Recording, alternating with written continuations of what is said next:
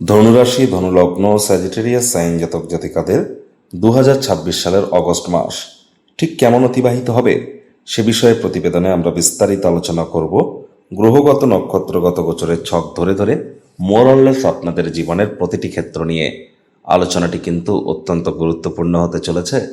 তার কারণ প্রথমত আপনাদের রাশিধিপতি উচ্চস্থ হলেও শনির নক্ষত্রে গোচর করছেন। শনির ঢাইয়া চলাকালীন অবস্থায় শনি বক্রী হয়েছে। একই সাথে কিন্তু আমরা এ মাসেই 12 তারিখে দেখব সূর্যগ্রহণ এবং 28 তারিখে কিন্তু চন্দ্রগ্রহণ। একই মাসে সূর্যগ্রহণ, চন্দ্রগ্রহণ, এবং এ মাসেই কিন্তু আমরা ভদ্রা নামক রাজযোগ থেকে বুধাদিত্য যোগ, সরস্বতী যোগও যেমন পরিলক্ষিত করব। সব থেকে গুরুত্বপূর্ণ বিষয় যেটি আপনাদের ভাগ্যপতি সূর্যের সিংহ সংক্রান্তি স্বগৃহে ভাগ্যপতিকে গোচর করতে দেখব। তাহলে স্কিপ না করে পুরোটাই শুনুন যদি ভিডিওটির প্রকৃত মর্মার্থ আপনারা উপলব্ধি করতে চান। আর আপনাদের মধ্যে যারা মূলা, পূর্বাষাঢ়া বা উত্তরাষাঢ়া নক্ষত্রের জাতক জাতিকা, তাদের জন্য নক্ষত্রগত আলোচনাতে কিন্তু আমরা থাকতে চলেছি। আর পরিশেষে যেমন প্রতিকার নিয়ে আলোচনায় থাকি তেমনটি তো আছি। আলোচনাটি কিন্তু ইন জেনারেল হবে, অর্থাৎ এই পৃথিবীতে যতজন ধনুরাশির জাতক জাতিকা আছেন তাদের প্রত্যেকের জন্য এই আলোচনা। আপনি চাইলে আপনার ব্যক্তিগত গণনা এনি টাইম আমাদের দ্বারাই করাতেই পারেন। এর জন্য স্ক্রিনে কিন্তু আমরা নাম্বার দিয়ে থাকি। শনিবার, রবিবার অফিসে এসে সামনাসামনি ফেস টু ফেস সাক্ষাৎ আপনারা করতেই পারেন, অথবা যে কোনো সময় ওভার দ্য ফোনের থ্রু দিয়ে আপনারা কিন্তু আমাদের সাথে কথা বলতেই পারেন। তো চলুন আলোচনায় প্রবেশ করা যাক। ধনুরাশি, ধনুলগ্ন, স্যাজিটেরিয়াস সাইন জাতক জাতিকারা কালপুরুষের রাশিচক্র অনুযায়ী নবমতম রাশির আন্ডারে আপনারা পড়েন। আপনাদের রাশির মালিককে বৃহস্পতি। আর স্ক্রিনে আপনারা যে চার্টটি দেখতে পাচ্ছেন এটি ধনুরাশির জাতক জাতিকাদের 2026 সালের অগস্ট মাসের গ্রহগত গোচরের ছক। আপনাদের ফার্স্ট হাউসে 9 লেখা থাকলেও গুলিয়ে ফেলবেন না, এটি ফার্স্ট হাউস। আপনাদের থার্ড হাউস পরাক্রমের ভাবে রাহু থাকছে, শনি সুখভাবে, মঙ্গল রোগঋণ শত্রুর ভাবে, পার্টনারশিপের হাউসের লর্ড বুধ স্বগৃহে, গুরু সূর্যের সংযোগ আমরা পরিলক্ষিত করছি। আপনাদের অষ্টম ভাবে যেখানে 4 লেখা আছে, কেতু আপনাদের ভাগ্যস্থানে, শুক্র আপনাদের কর্মস্থানে। 2 তারিখে মঙ্গল রাশি পরিবর্তন করে আপনাদের পার্টনারশিপের হাউসে গোচর করে যাবে। বুধ 5 তারিখে রাশি পরিবর্তন করে গুরু সূর্যের সাথে সংযুক্ত হবে। আবার বুধ 22 তারিখেও রাশি পরিবর্তন করবে। সূর্য 17 তারিখে সিংহ সংক্রান্তি ঘটিয়ে আপনাদের ভাগ্যপতি ভাগ্যস্থানে গোচর করবে কেতুর সাথে। আর এখানে রাহু কিন্তু 2 তারিখে মঙ্গলের নক্ষত্র ধনিষ্ঠা নক্ষত্রে, আর মঙ্গল কিন্তু 12 তারিখে রাহুর নক্ষত্র আদ্রা নক্ষত্রে গোচর করে যাবে। প্রথমেই ইনশর্ট আপনাদেরকে যে বিষয় সম্পর্কে অবগত করাবো, দেখুন কাজের জায়গায় কিন্তু আপনাদের কাজের প্রেশার বা কাজের চাপ এ সময় কিন্তু মারাত্মক আকারে বৃদ্ধি পেতে চলেছে। আর এ সময় কিন্তু কাজের জায়গায় এই যে প্রেশার, রেসপন্সিবিলিটি, ওয়ার্কলোড এগুলি বৃদ্ধি পাবে। এগুলিকে কোনো ক্রমেই আপনারা অবহেলা করতে পারবেন না। অবহেলা করলেই কিন্তু ব্যয়সাধ্য, শ্রমসাধ্য দুই কিন্তু প্রমাণিত হতে পারে। আর কাজের জায়গায় এ সময় আপনাদেরকে অত্যন্ত সহমর্মিতা, সহযোগিতা এবং ধৈর্য, এই 3টি কিওয়ার্ড আপনাদেরকে মেনটেন করে চলতে হবে। এ সময় চেষ্টা করতে হবে যতটা সম্ভব আপনার কাজে মনোনিবেশ করা যায়, কথা কম কাজ বেশি, এটি আপনাদের ক্ষেত্রে বেটার। অগস্ট মাসের 4 তারিখ, 18 তারিখ, 29 তারিখ, 4, 18 এবং 29, এই যে 3টি দিন আপনাদের জন্য আপনাদের কেরিয়ারে অনেকের ক্ষেত্রে প্রমোশন, পদোন্নতি, স্যালারি ইনক্রিমেন্ট বা কেরিয়ারের গুরুত্বপূর্ণ পরিবর্তনের ক্ষেত্রে দুর্দান্ত একটি সময় আকারে কিন্তু আমরা পরিলক্ষিত করছি। দেখুন আর্থিক উন্নতি আপনাদের হবে না এমনটি কিন্তু নয়। পারিবারিক সহযোগিতা আপনারা প্রাপ্তি করতে চলেছেন এবং আপনার স্বামী বা আপনার স্ত্রীর তরফ থেকে কোনো না কোনো উপদেশের কারণে এ সময় কিন্তু আর্থিক পরিস্থিতিকে উন্নতিকরণ করা এবং আয় ইনকামের বা প্রফিট বা মুনাফাকে বৃদ্ধি করার সুযোগ এগুলি কিন্তু আপনারা প্রাপ্তি করবেন। কিন্তু শনির ঢাইয়া যেহেতু চলছে এবং শনি যেহেতু বক্রী হয়েছে, যদিও গুরুর গৃহে গুরুর দৃষ্টি আছে, তৎসত্ত্বেও কিন্তু বলবো বাজেটকে, খরচকে আপনাদেরকে একটু নিয়ন্ত্রণের মধ্যে রেখে কিন্তু চলতে হবে। 8 তারিখ থেকে 13 তারিখ, 8ই অগস্ট থেকে 13ই অগস্ট, এই সময়টিতে অর্থগত দিক থেকে সময়টি দুর্দান্ত। আয় ইনকাম বাড়তে চলেছে। কোনো প্রকার অর্থ বিনিয়োগ করবার জন্য, আর্থিক লেনদেন করবার জন্য এই সময়টি আপনাদের ক্ষেত্রে খুবই সুন্দর পরিগণিত হবে। আর পরিবারে কিন্তু এ সময় বিশেষ করে মাসের মাঝামাঝি সময়ে পরিবারে সুখ, শান্তি, সমৃদ্ধি এগুলি কিন্তু বিরাজ করতে চলেছে। এ সময় কিন্তু আপনারা তীর্থযাত্রা, তীর্থ ভ্রমণের সুযোগ আপনারা প্রাপ্তি করতে পারেন। পিতার সাথে কোথাও ভ্রমণে যেতে পারেন। আর এ সময় পিতার সাথে সম্পর্ক পুনরায় একটু হলেও উন্নত হবে।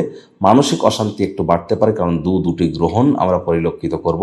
এ সময় অবশ্যই যেমন পরিশ্রম করবেন ঠিক তেমনই বিশ্রামও কিন্তু এ সময় অত্যন্ত গুরুত্বপূর্ণ। চোখের পাতা বিরামেরই অঙ্গ। তাহলে 8 ঘন্টা আপনারা অবশ্যই বিশ্রাম গ্রহণ করুন, এটি আপনাদেরকে লাভান্বিত করবে। আর 17 তারিখের পর সূর্য যখন ভাগ্যপতি ভাগ্যস্থানে গোচর করে যাবে 17ই অগস্ট থেকে 17ই সেপ্টেম্বর, এই সময়টিতে ভাগ্যের পূর্ণ সমর্থন কিন্তু আপনারা প্রাপ্তি করতে চলেছেন। ভাগ্যদেবীর কৃপা আপনাদের উপরে বর্ষিত হবে।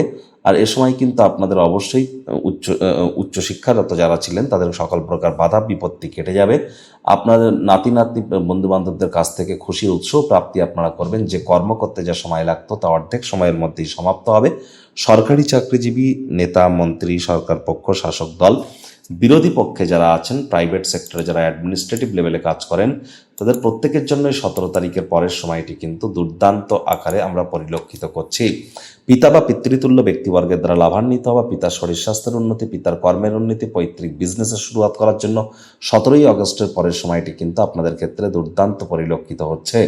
হঠাৎ করে কোনো স্থান থেকে অর্থপ্রাপ্তির যোগ্য আপনাদের থাকতে পারে। এ সময় কিন্তু আপনাদের ছোট ভাই বোনেদের দিকে অতিরিক্ত নজর রাখতে হবে। তারা কিন্তু কোনো ব্ল্যাক ম্যাজিক, কালা জাদুর শিকার কিন্তু হতেই পারে, অথবা ভুলভাল কোনো সিদ্ধান্ত তারা কিন্তু গ্রহণ করতে পারে। মস্তিষ্ক ভ্রমিত হতে পারে। আলসেমি ভাব করা থেকে বিরত থাকবার চেষ্টা করুন। মায়ের শরীর স্বাস্থ্যের দিকে একটু নজর দিন। মায়ের সাথে সম্পর্কের দিকেও আপনারা একটু নজর দিন।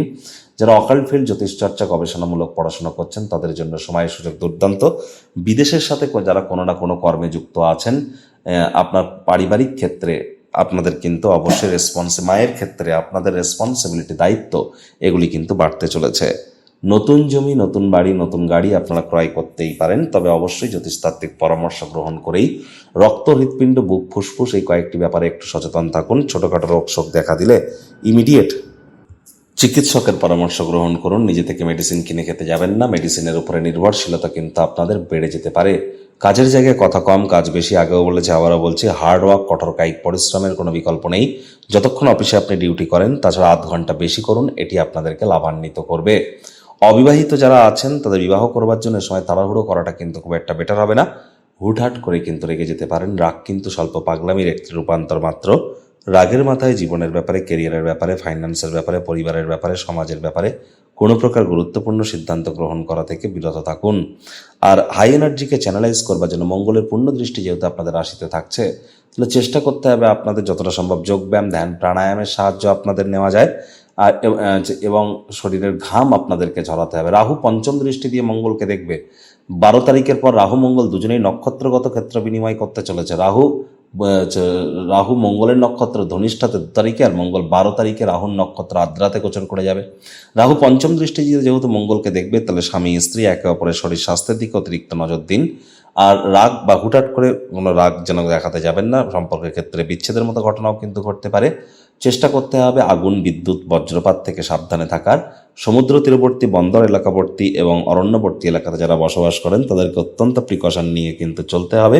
শক সার্কিটের মতো ঘটনা, হঠাৎ করে আগুন লেগে যাওয়া, ব্লাস্ট হওয়া, এই ধরনের ঘটনা কিন্তু ঘটতেই পারে। রান্নাঘরের অবশ্যই রাত্রে ঘুমাতে যাওয়ার আগে বা সবসময় চেক করে নেবেন যে আপনার গ্যাসের সিলিন্ডারটি আপনি অফ করেছেন তো। আপনার এই জিনিসগুলো একটু খেয়াল রাখুন। যাদের বাড়িতে কোনো আর্থিং করা নেই তারা এ সময় অবশ্যই আর্থিংটি করে নিন। এটি আপনাদেরকে কিন্তু লাভান্বিত করবে।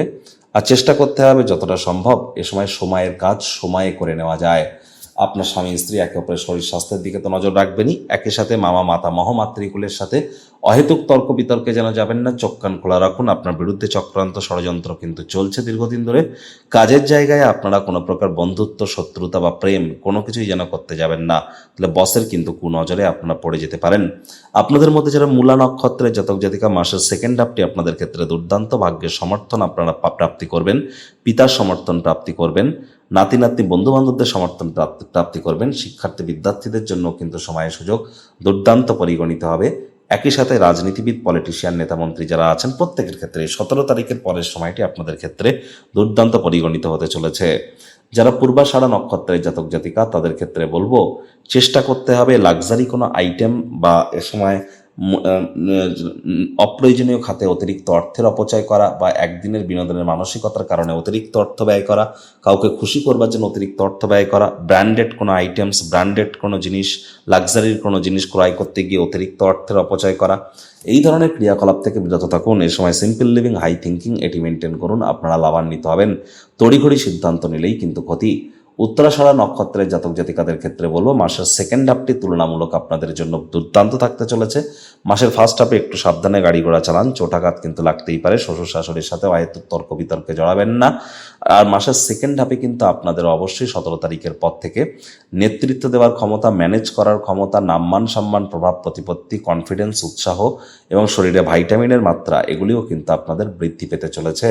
রাজনীতিবিদ, শিক্ষক শিক্ষিকা যারা আছেন বা যারা বিশেষ করে নেতৃত্বমূলক কোনো বা সরকারি কাজ ক্রিয়াকলাপ করেন বা যারা সরকারি ঠিকাদার আছেন তাদের প্রত্যেকের জন্য এই সময় সুযোগ দুর্দান্ত পরিগণিত হচ্ছে।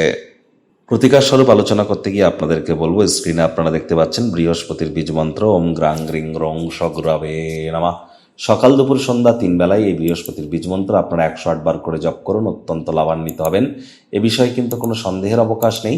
যারা দীক্ষা নেননি ইমিডিয়েট দীক্ষা নিন। প্রথমত বৃহস্পতি আপনাদের কিন্তু রাশিপতি লগ্নপতি, তিনি কিন্তু দেবগুরু, গুরুতত্ত্বে আপনাদের জন্ম। গুরু বিনা নারী বিনা এ জগতে উন্নতি এক প্রকার পাবেন না।